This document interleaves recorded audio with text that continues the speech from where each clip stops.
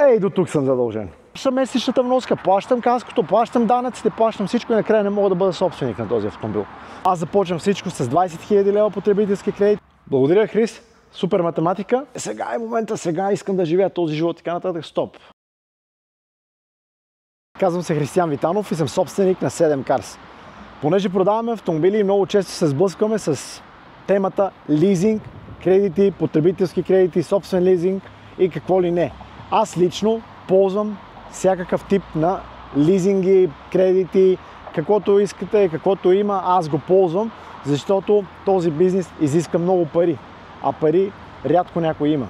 Аз започвам всичко с 20 000 лева потребителски кредит от ДСК и това нещо ме доведе до тук, където съм. Брат ми казва, ти си човека кредит. Да, наистина е така, аз съм човека кредит. И защо? Защото съм задължен до тук. Всъщност много повече. Нека да ви покажа докъде съм задължен. Ей, до тук съм задължен. Но стига глупости. Целта на това видео е да ви покажа различните финансови инструменти, които имате при покупка на автомобил. Ще говорим основно за потребителски кредит, финансов лизинг, оперативен лизинг и така наречения собствен лизинг. Ще започна с финансовия лизинг. Този лизинг е много интересен и много атрактивен, защото в крайна сметка, накрая от периода вие придобивате автомобила. И този автомобил вие може после в последствие или да го продадете докато е на лизинг, или в крайна сметка да си го вземете и си го придобиете като частно лице. Големия плюс на този лизинг, според мен лично е, че всъщност ти този автомобил го притежаваш, но банката реално е собственика на автомобила. Което означава, че ако този автомобил има ДДС, накрая от периода ти можеш да го продадеш пак като автомобил с ДДС, извинявам се. Но примерно, ако автомобила го придобиеш като физическо лице, ДДС-то изчезва. Държавата го прибира ДДС-то и оттам нататък никой не може да се възползва от това ДДС. Ако вземем този автомобил, например, реално сега в момента е чисто нов и той има ДДС в него. Ние можем да го закупиме с финансов лизинг и плюсовите на финансовия лизинг ще бъдат първо, аз съм собственик на този автомобил в скавички, но банката го притежава. ДДС-то си остава, аз си плащам месечна вноска и оттам нататък ми е всичко много спокойно. Минуса е наистина, че лихвите са високи, за съжаление. Те самите лихви нещо от поредъка на 4 нещо до 5% стигат. Каското е при тях, което означава, че през цялото време вие плащате каско на завишена стойност. Имате всякакъв тип на такси, който ги плащате. Примерно искам пълномощно за да отида до Турция. Аз плащам такса за това нещо. Имам нужда от някаква промяна или не мога да го плащам повече, трябва да се намери алтернативен начин да се финансира и така нататък, защото аз реално, въпреки всичко, не съм собственик на този автомобил. И най-големият проблем според мен винаги лично е, накрая от периода аз съм задължен да го изкупя този автомобил или да го продам нататък, но ако го изкупувам, аз трябва да платя пак нотариус, който ще бъде около 6% на остатъчната стойност. Ще трябва да се занимавам, който на мен лично не ми се занимава. Нека да погледнем как всъщност ще изглеждат нещата, ако купиме този автомобил с финансов лизинг. Ето математиката. Ако искаме да закупим нашето Honda ZR-V, понеже е чисто ново с финансов лизинг, цената му е 84 890 лева с ДДС. Първоначалната вноска тя ще ни бъде 16 978 лева. Оттам нататъка имаме 1% и половина първоначално или по-точно административна такса. Тази административна такса ще бъде значи около 1020 лева. Грубо смятаме нещата.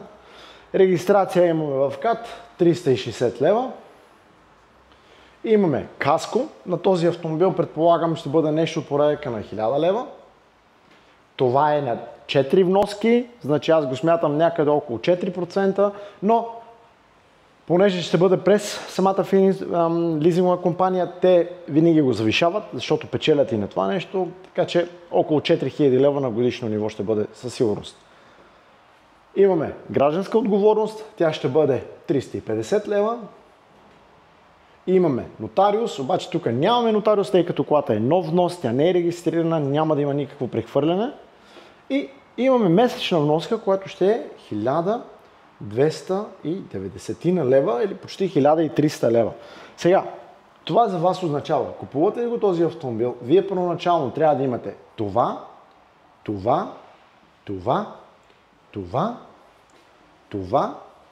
и първата вноска на куп. Сега, ако ги сметнем грубо, 17, 18, 19 21 000 лева, вие трябва да имате готовност да заплатите, за да вземете този автомобил и оттам нататък 60 месеца, защото това е за 5 годишен период, за 60 месеца вие да внасяте тази вноска и на всеки 3 месеца да плащате това. Плюс данъка, разбира се. Благодаря, Хрис. Супер математика. Факт. Финансовия лизинг има супер много плюсове, но в крайна сметка и много недостатъци. Направете си сметката и преценете дали финансовия лизинг е правилният избор за вас или може би някой от другите. Лизинга, с който аз се наиграх при покупката на моя автомобил M3 Competition е оперативния лизинг. Оперативният лизинг е много интересен за определен вид на хора. Това са фирми и компании, които реално имат нужда от възможността бързо да излезнат от даден автомобил. При оперативния лизинг реално ти се води вноска. Ти нямаш никаква отговорност към този кредит. По всяко едно време връщаш колата, приключват нещата. То е супер, защото дават ниски лихви, можеш първоначалната вноска да си я уредиш да е много по-ниска, отколкото примерно при алтернативните лизинги, примерно може и 10% първоначална вноска. Имаш още допълнителни плюсове, примерно когато теглиш друг вид на заеми, този кредит не ти се води по никакъв начин като тежест. Реално ти взимаш следващите кредити, това на теб ти е вноска, ти можеш по всяко едно време да излезеш и когато те прегледат като кредитополучател, ти нямаш тежести от този автомобил, както е при мен. Аз и затова много исках да е на оперативен лизинг, с цел да мога да ползвам и другите кредити и това да не ми се води, примерно, че съм взел 180 000 лева кредит. Големия проблем при този лизинг е факта, че ти не ставаш собственик на автомобила и ти нямаш право да го придобиеш. Какво означава това нещо? Плащаш и накрая от периода аз с моята фирма няма как да придобия този автомобил. И това ме вбеси в момента, в който разбрах, че всъщност аз ако искам да закупя този автомобил, аз не мога. И единственият шанс за да излезна от този лизинг е да го предам нататък на следващия. Какво означава? Трябва да го продам задължително, за да мога аз по някакъв начин да си върна част от парите. И какъв е най-големият и тъпия проблем? Аз тези пари трябва да ги взема в брой, който пак не ми върши работа. Реално съм се наиграл с автомобил, който не ми трябва в момента, защото плащам месечната вноска, плащам каското, плащам данъците, плащам всичко и накрая не мога да бъда собственик на този автомобил. Трябва някой от моите други фирми да го купи този автомобил, за в крайна сметка всичко да е окей. Ако сега трябва по някакъв начин отново да стартирам бизнес, в който на мен ще ми се нужни автомобили и не искам по никакъв начин да се задължавам, оперативният лизинг е абсолютно перфектният ми избор. Знайки, че в последствие мога да си ползвам всичко, но пак казвам, за моя бизнес или за повечето не е най-добрата опция. Оперативният лизинг, той се ползва основно за прибирането на ДДС-то, защото това е най-чистия начин за това нещо. Крис, сега ще ни покаже математиката за този автомобил, как би изглеждало, ако си го закупите сега в момента на оперативен лизинг. И ето нещата, как ще изглеждат за BMW-то. BMW-то M3 е на цена от 180 000 лева. Искам да взема кредита за 5 годишен период. За 5 години. Това означава за мен, аз трябва да дам 20% първоначална вноска, давам административна такса от 2700 лева, давам регистрация 360 лева, каско 1500 лева за 3 месече, това означава, че са 6000 лева на годишно ниво. Гражданската отговорност ми е 360 лева, нотариуса ми е, нямам нотариус, тъй като автомобил се води на тяхно име и месечната вноска ми е 1858 лева с ДДС. Тези 1858 лева аз ги използвам изцяло като един път. Ползвам ги като разход и ги ползвам ДДС-то. Де факто на мене тази кола на месец чисто ми идва минус 35%, ако ги свалим, да ги кажем около 1200 лева. Сега, какъв е проблема? На края на периода аз този автомобил няма да мога да го придобия. Това означава тези пари, аз ги губя. Супер пример, в крайна сметка, наистина трябва да си направите математика дали си заслужава. За мен лично оперативният лизинг е абсолютно последното нещо, от което аз бих се възползвал от тук нататък. Ако сте идвали при нас и сте попитали по някакъв начин за кредит или лизинг, най-честият отговор или най-честата препоръка от наша страна е потребителски кредит. Защо? Потребителският кредит ви дава най-много спокойствие. То е реално какво се случва с потребителския кредит. Ние ставаме собственик на автомобила. В България в момента повечето банки дават страхотни условия за потребителския кредит и честно казано, за мен лично смятам, че това е най-добрата опция. Ако искам да си закупа този автомобил, примерно, който е C-класа 220 и цената е 30 000 лева, няма ДДС автомобил, но внос е, за мен потребителски кредит е най-добрата опция. Хубавото е при този вид кредит, аз ставам собственик на автомобила, автомобила се води на мое име, аз по всяко едно време мога или да го продам, или да правя с него каквото искам. Това си е абсолютно моя работа. Минусът е, ако колата има ДДС, аз я придобия и в крайна сметка трябва да я продам. Следващия собственик, той, ако има фирма, няма реално да се възползва от ДДС-то, държавата си го прибира ДДС-то и оттам нататък тези 20% от стойността на автомобила се чао. А аз като собственик на фирма, във всяка една ситуация, когато купувам автомобил, гледам да има ДДС. Защо? Защото, примерно, в момента аз имам около 1 милион в автомобили. Но, ползвайки ДДС-то се само 800 000 лева и аз мога 200 000 лева да ги насоча към нещо друго. Защото в крайна сметка тези автомобили, защо трябва да им плащам ДДС-то? Сега, много от тях, за съжаление, няма ДДС, защото са били на физическо лице. Когато е на физическо лице, аз нямам опция, освен да я взема така както е, губейки 20%. И не е най-оферта за мен. Плюсът е, когато един даден автомобил има ДДС, аз го взема на лизинг, мога да си оставя остатъчна стойност. Остатъчна стойност означава, че аз в началото плащам 20%, накрая от лизинговия период оставам 20% като остатъчна, реално финансирам само тези 60%. Автоматично вноската ми е по-ниска и мога да се възползвам от това ДДС като физическо лице. Много думи, нека да видим реално Хрис, кой ще ни каже и как изглежда математиката за всичко това нещо. И сега най-любимото ми нещо, потребителския кредит. Mercedes C-класа, 30 000 лева, нека да видим нещата. Реално почвате да проверявате и виждате какъв потребителски кредит може да се вземете. За 30 000 лева потребителски кредит, първоначална вноска вие нямате. Административна такса ще остане, тя ще бъде около 500 лева. Така, 450-500 лева, нали? Регистрация ще си имате, тя е 360 лева. Така. Каско може да си направите, но не е задължително. Това е up to you, защото никой не ви задължава. Гражданска отговорност никой не ви задължава да си я правите. Нотариус няма, ако е нов внос, няма прехвърляне, няма нищо, което означава и това отпада. Месечната вноска на един потребителски кредит от 30 000 лева. Взимаме го за 10 години, винаги го разсрочвам максимален период и какво правим? Реално ние имаме месечна вноска, която ще ни е 308 лева. 308 лева. Така, тия 308 лева ние ги внасяме 120 месеца и накрая от този период, заедно с първоначалното, ще върнем някъде около 37, може би 38 хиляди лева за 10 години. За 10 години. Сега, обаче тук уловката е следната. Аз не плащам всички 10 години. Аз плащам толкова, колкото мога да си го позволя. Какво означава това нещо? Аз реално взимам по 300, по 500, по 700 лева надвнасям с всяка една вноска. По този начин аз внасям отзад и периода ми се скъсява през цялото време. Накрая от периода аз ще съм изплатил самия автомобил, да речем, за около 3 или 4 години, ще съм лихва, само лихва, ще имам може би около 3000 лева.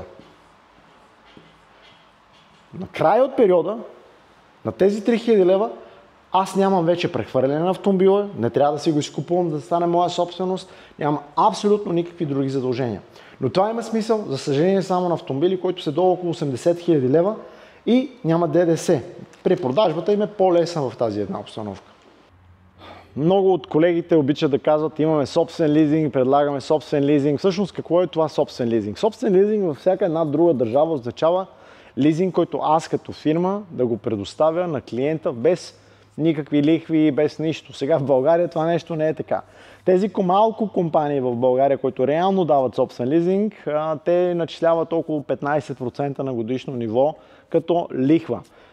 Алтернативата е, те ги дават през друга компания, тип лизингова компания, която те начисляват едни лихви 10, 15, 20%, при някои даже стигат до 30%. Собственият лизинг е чиста измама в интерес на истината, защото те нито смятат правилно, не ги смятат ануитетните вноските, те ги смятат по някакъв много странен начин. Виждал съм, в който взимат 3 години, примерно искаш да вземеш колата за 3 години и те ти казват, окей, 3 години по 15%, 45%. 45% на 30 000 лева са примерно 15 000 лева. Сега грубо ги смятам нещата. 15 000 лева, 45 000 лева. 45 000 лева ти ще даде сега едикос. И накрая се оказва, че всъщност тия 15% бързо са над 30 нещо процента, защото няма такава математика, не съществува такава математика. Обърнете внимание на лизинга, защото все пак този собствен лизинг, както го наричат, е малко така. Не искам да навлизам много подробно в това нещо, защото много хора и много колеги сигурно ще се издразнят. Моята препоръка на всеки един от вас, който е идвал при мен и знаете какво казвам, няма нужда собствен лизинг, може да си вземете колата с потребителски кредит и вече наистина, ако няма наистина абсолютно никаква друга възможност, баба нямате който да ви даде парите, чичко, вуйчо, нямате потребителски кредит как да вземете, защото сте в сивата икономия и работите някъде на друго място и сте в чужбина и така нататък. Господи, да, това е наистина последната опция, която имате. Но, ако може да избегнете, направете абсолютно всичко възможно в силите ви, да избегнете да давате такива грешни пари, защото в крайна сметка този автомобил ще ви дойде двойно, да не кажа тройно. Това бяха част от лизингите, които аз съм запознат и за които мога да ви дам някаква информация. Има, разбира се, и други възможности.